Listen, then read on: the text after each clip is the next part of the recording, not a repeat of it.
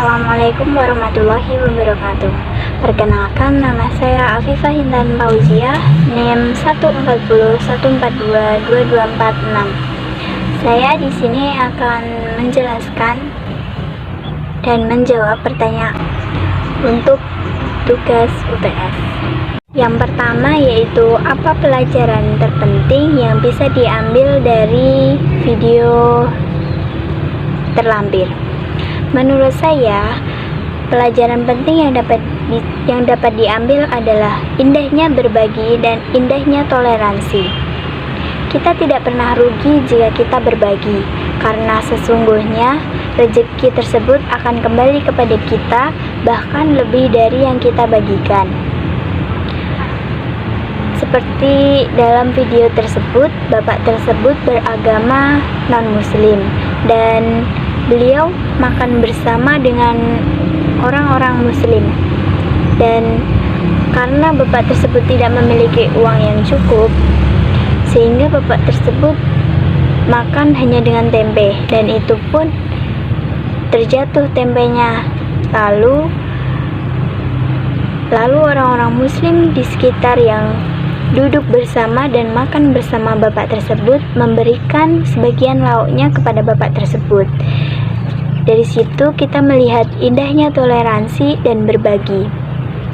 Seperti yang tercantum dalam video yang terakhir, yaitu seluruh bumi ini akan terasa sempit jika kita hidup tanpa toleransi.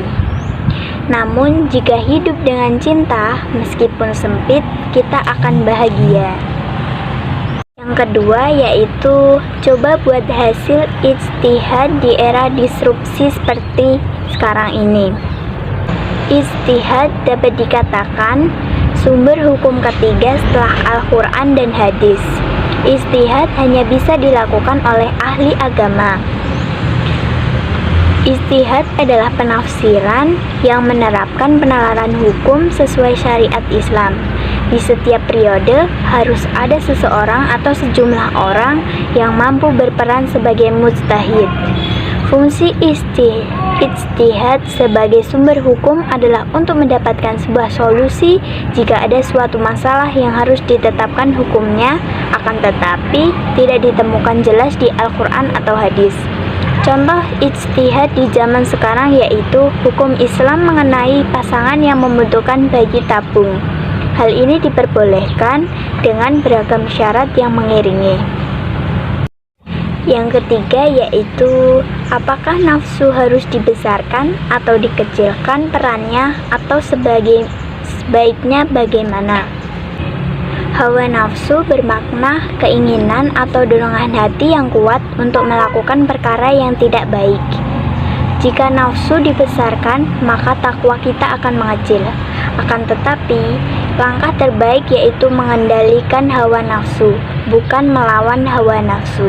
Terkadang memang harus dilawan, tetapi tujuannya tetap, yaitu agar bisa dikendalikan.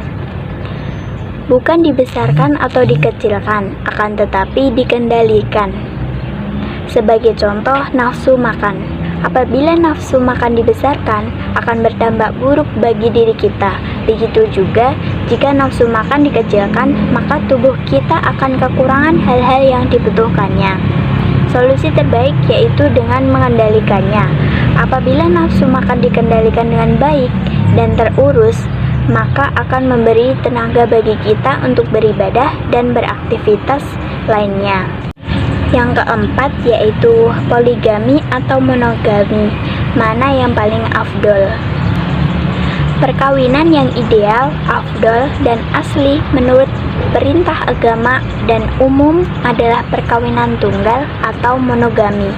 Sedangkan perkawinan poligami adalah perkawinan pengecualian yang disebabkan oleh berbagai alasan. Saat ini banyak oknum yang melakukan poligami akan tetapi tidak memahami aturan dalam poligami tersebut. Sehingga saat ini poligami banyak berdampak negatif baik dari sisi sosial, ekonomi, budaya, dan kesehatan, terutama pada istri dan anak. Jadi menurut yang afdal adalah monogami atau perkawinan tunggal. Yang kelima yaitu berbakti kepada orang tua wajib hukumnya. Namun, jika keduanya menyuruh untuk berbuat yang melanggar syariat, bagaimana solusinya? Baik, yaitu kita sebagai anaknya harus menolak dengan baik, menolak dengan sopan santun, menolak dengan tidak menyinggung hatinya, dan memberi pengertian kepada orang tua bahwa hal tersebut adalah melanggar syariat dan itu tidak boleh dilakukan. Jadi kita tetap berbakti kepada mereka, namun dengan kita menolaknya dengan baik. Terima kasih. Sekian dari saya. Wassalamualaikum warahmatullahi wabarakatuh.